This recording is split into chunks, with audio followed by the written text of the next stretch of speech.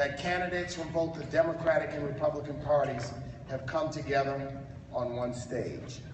The presence here today of these candidates represents an outreach hand, an important signal that they take our issues, they take our communities, and they take each and every one of you very seriously.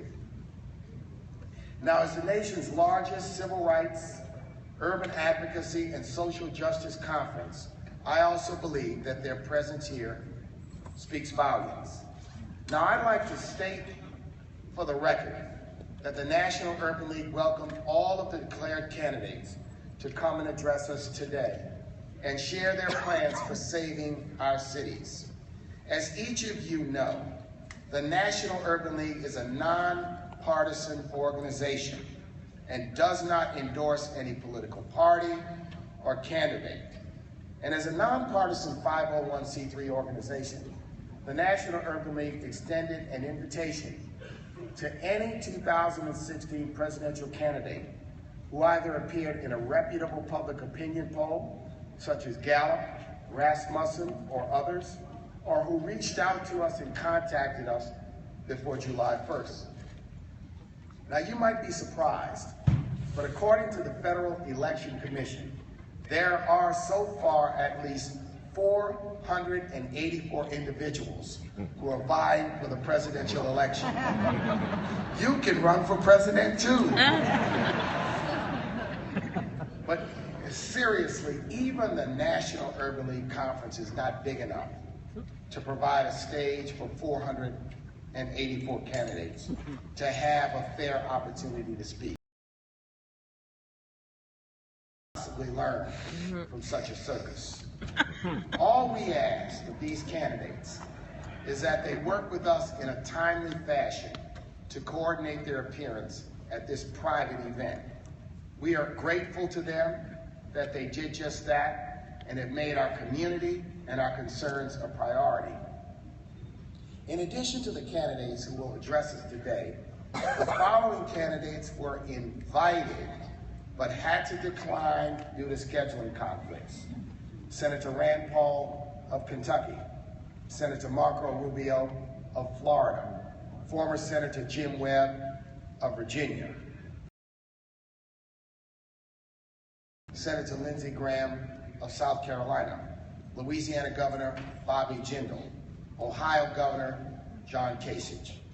And the following candidates were invited but never responded in any way to our invitation.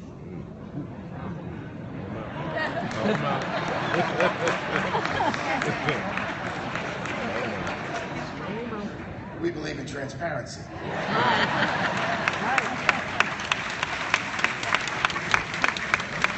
Those candidates are former Hewlett-Packard CEO Carly Fiorina, former New York Governor George Pataki, former Senator Rick Santorum of Pennsylvania, former Rhode Island Governor Lincoln Chafee, New Jersey Governor Chris Christie, and New York real estate tycoon Donald Trump. And perhaps we'll hear from them in the future. Now, we are here because we want to listen to the candidates' plans to save our cities. And in preparation for today, we gave the candidates a little homework. We shared with them some of our very best ideas for saving American cities.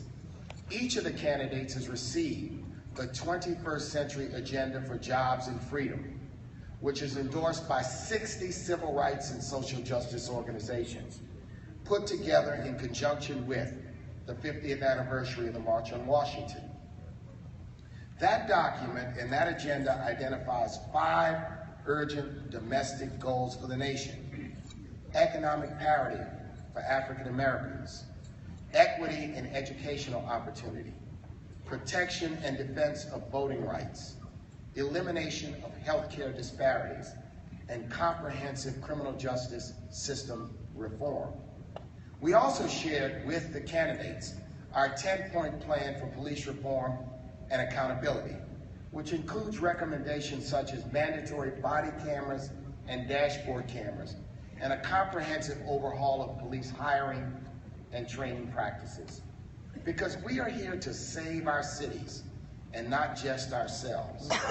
But in memory of our brothers and sisters such as Michael Brown, Eric Garner, Tamir Rice, Sandra Bland, and so many others, we will say their names because their lives matter, and we say Black Lives Matter because every life matters. And you know that while police tactics may have been the spark that ignited explosions in places like Ferguson and Baltimore, poverty, hopelessness, and joblessness, they are the tinder, they are the kerosene.